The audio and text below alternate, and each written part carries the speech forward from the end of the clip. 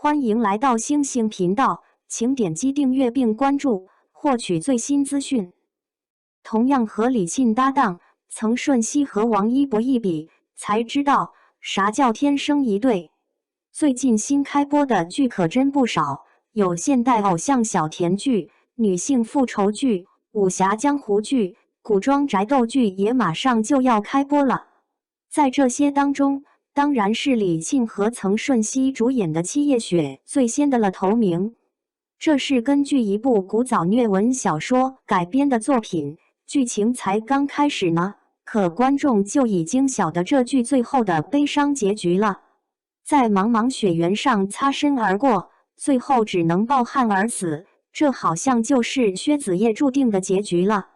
只是虐恋听起来挺悲伤的，不过就李沁和曾舜晞那点 CP 感，想虐到观众可太难了。七夜雪已经播出的剧情，主要讲的是霍展白道药师古找神医，薛子叶在总有人闹医的状况下尽力救病人的事。一个是医生，一个是医闹病人的家属，就这两种身份，他俩居然还能互相看对眼，到后来甚至还相爱了，这简直太荒唐了。就目前的情况而言，这两人之间的互相欣赏啊，更像是导演专门给他们各自开的滤镜啊，出现的特别莫名其妙，而且还不合时宜。有人要硬闯进女主的家，女主却不为自己的安全考虑，反倒因为对方退缩了，就特别欣赏对方。就这糊涂脑袋，根本就瞧不出男主是以退为进，在要挟他治病救人呢。男主坚决表示要救故人之子的时候，女主就一个劲儿地带入自己和哥哥的故事，对男主的坚持钦佩不已。可是薛子叶在江湖上是出了名的神医啊，他一年就出诊10次，每次诊金10万两。这么多年了，难道就碰不到一个铁了心要救人的家属吗？不管在什么样背景的古代，能拿出10万诊金来请医生的，肯定是特别看重病人的。这么看，女主对男主的另眼相待就更夸张了。人物感情线发展的原点要是出了问题，那后面的发展就都会显得虚浮不踏实。按照剧情设定来产生 CP 感，这招已经彻底不管用了。而且就外形来讲，李沁和曾舜晞之间也没什么 CP 感。李沁在剧里装的那叫一个明显啊，每时每刻都在凹造型，展现出我好痛苦，我好凄惨的样子。也不知道咋回事，李沁好像对手拖着脑袋这个姿势特别偏爱呢，整部剧里只要一坐下，差不多都是这个姿势。可是李沁的身体一直紧绷着，没什么松弛的迹象，而且还老是翘着兰花指，这就让观众有一种很怪异、很不舒服的硬凹的感觉。也不知道是不是演薛宝钗演得很遗憾，李沁在这部剧里好像很想 cos 林黛玉呢，只是外形看着像弱柳扶风，却没表现出坚韧不屈的那种神，这就让人物看起来很分裂。曾舜晞长得比较可爱，这和观众心中大侠的形象相差可太大了。曾舜晞长得可爱呆萌，哪怕穿着打扮有点江湖气，看起来也特别出戏。再说 CP 感，那可就更荒唐了，谁会对妈妈和孩子有想让他们在一块的想法呢？观众的反馈更为真切，感觉不是一代人，一点 CP 感都没有，这都是大家看了剧后的真实想法。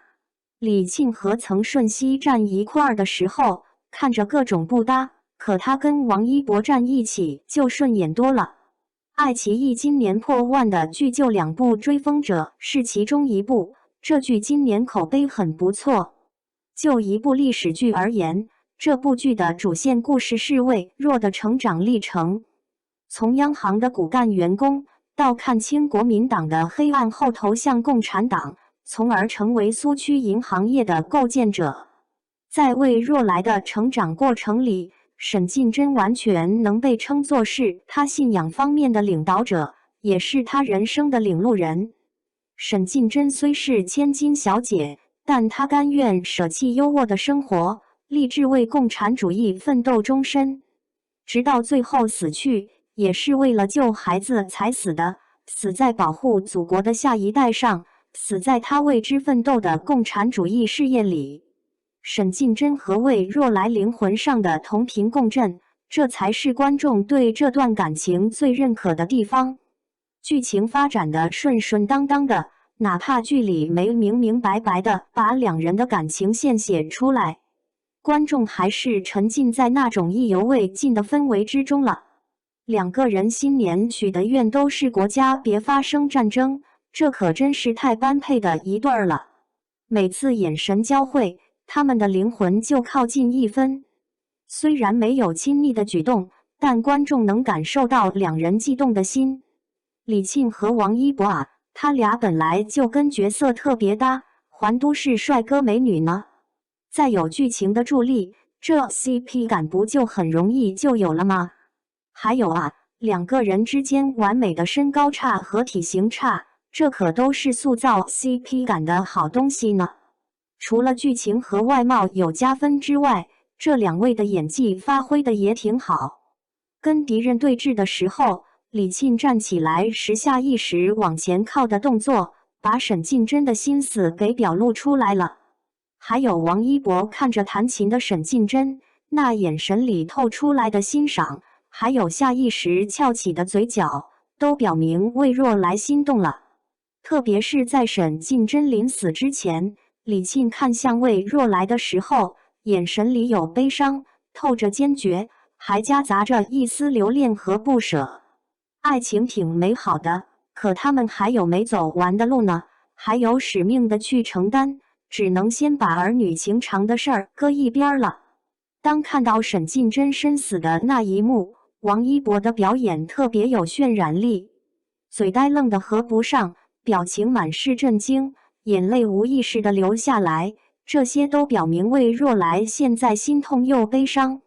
就是因为这两位演员的演技很有代入感，观众才会跟着他俩见证沈近珍和魏若来从相识到相知，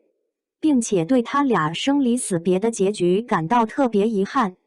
魏若来在沈近珍死后特别痛苦，哀痛催波，情不自胜这句话就写出了他的这种痛苦，也实实在在地证明了他们之间的感情。看了两人的故事后，观众也都落泪了，还说道：没有感情线可不意味着就没有感情，般配就是一种感觉，我还没从故事里走出来呢。